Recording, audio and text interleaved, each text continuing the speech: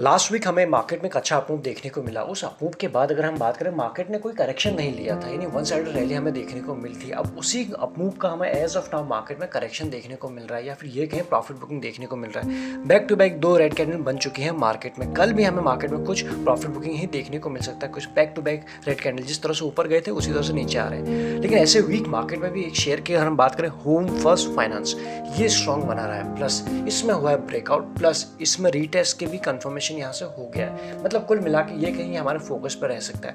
बड़े ही जल्दी इसको समराइज कर लेते हैं, इसने अभी तक कैसे कारोबार किया। न्यूली लिस्टेड कंपनी है आपके सामने, ये था इसका 2021-20 में जब बहुत सारे आईपीओ आए थे तभी कंपनी लिस्ट हुई थी।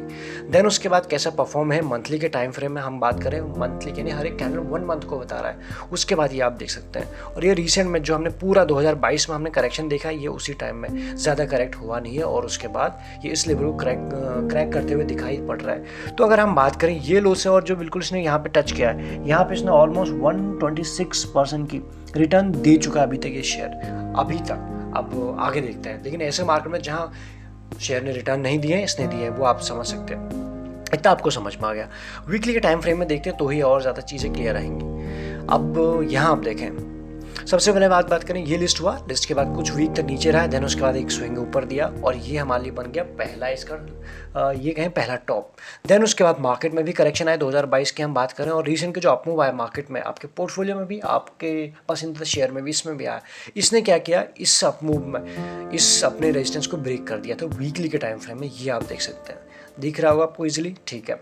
उसके बाद क्या हुआ, ये उसके बाद ब्रेक, इस कैंडल में ब्रेकआउट हुआ, इस कैंडल पे रीटेस्ट हुआ, और फाइनल जाके ये वीक शुरू हो चुका है। इस वीक में जहां बैक टू बैक 2 दिन से हमें प्रॉफिट बुकिंग देखने को मिल रही है, हैवी प्रॉफिट बुकिंग, वहां पर स्टॉक टिका हुआ है अपने हाई के आसपास, यानी रीटेस्ट करने के बाद ग्रीन कैंडल बना रहे हैं यहाँ पे। तो कुल मिला के अगर हम ये कहें कि यहाँ पर वापस से फिर से हमें तेजी देखने को मिल सकती है, या फिर ये हमें बता रहा है। ब्रेकआउट शेयर जब हम फाइंड आउट करते हैं, क्या देखते हैं कि ब्रेक होना चाहिए, रीटेस्ट होना चाहिए, उसके बाद जब वो जाए या फिर इस लेवल को क्रॉस करे, देन उसके बाद फिर हमें वापस से एक अच्छी तेजी देखने को मिल सकती है। तो कुल मिला के कमिंग वीक्स में, कमिंग ट्रेडिंग डेज में ये हमारे प्राइम फोकस पर रहना चाहिए। कि क्यों रहना चाहिए। अगर ये मार्केट एज ऑफ नाउ बिल्कुल बुलिश होती तो ये सीधा ऊपर ही चले जाता, इतना टाइम भी नहीं लगाता। लेकिन मार्केट चल रही है डाउन साइड में और ये शेयर ब्रेकआउट दे रहा है, तो समवेयर इसको भी ये प्रेशर झेलना पड़ेगा, हो सकता है। ऐसे ही मार्केट में क्या होता है कि ब्रेकआउट फेल होता है जब मार्केट डाउन ट्रेंड हो जनरल, और जनरल का मतलब 2-3 दिन से जिस तरह से अभी चल रहा है, अदरवाइज ओवरऑल ट्रेंड तो बुलिश है अभी एज ऑफ नाउ।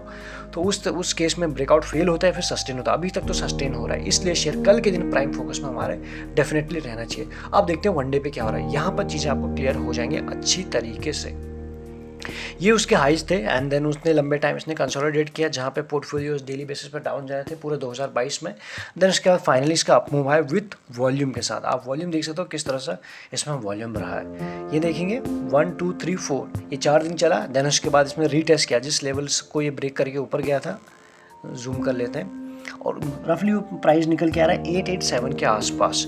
यहाँ पर इसने इसको टेस्ट किया, एंड देन टेस्ट करने के बाद ये फाइनली आज के दिन जहाँ मार्केट भी अच्छे खासे करेक्ट हुए हैं, वहाँ पर इसने एक ग्रीन कैंडल बना दिया। अब जैसे ही इन लेवल को आज के हाई को क्रॉस करता है, तो और भी इसमें फ्रेश तेजी हमको देखने को मिल जाएगी।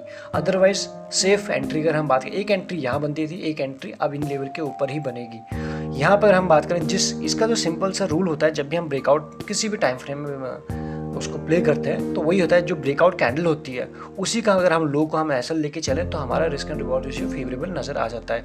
अगर हम बात करें इस कैंडल को, अदरवाइज यहाँ पे थोड़ा दूर भी हो सकता है। पोजिशनल बेसिस पे हम इसको रख सकते हैं, शॉर्ट टर्म बेसिस पे इसी का ऐसा होना चाहिए।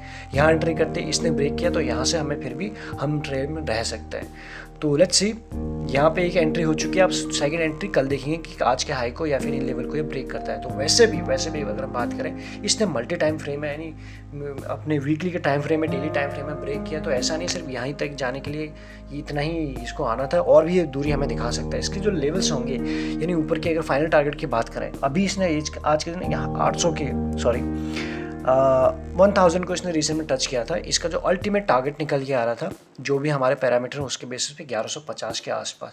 ये कल के परसों के इस वीक के बिल्कुल नहीं है। जिस तरह से इसको इतना टाइम लगा है, इस लेवल से यहाँ तक इसको टाइम लगा है, थोड़ा टाइम ज़रूर लगाएगा, लेकिन अगर इसी तरह चलता रहा तो बहुत जल्दी आ सकता है। लेकिन अगर इस तरह से भी चलेगा, क्योंकि शेयर है किसी भी तरह से चल सकता है, ऊपर गया, ये भी गया यहाँ तक और ये भी गया, डिपेंड करता है कि स्पीड क्या है, वो हर किसी अलग अलग हो सकती है, वो हम और आप नहीं बता सकते।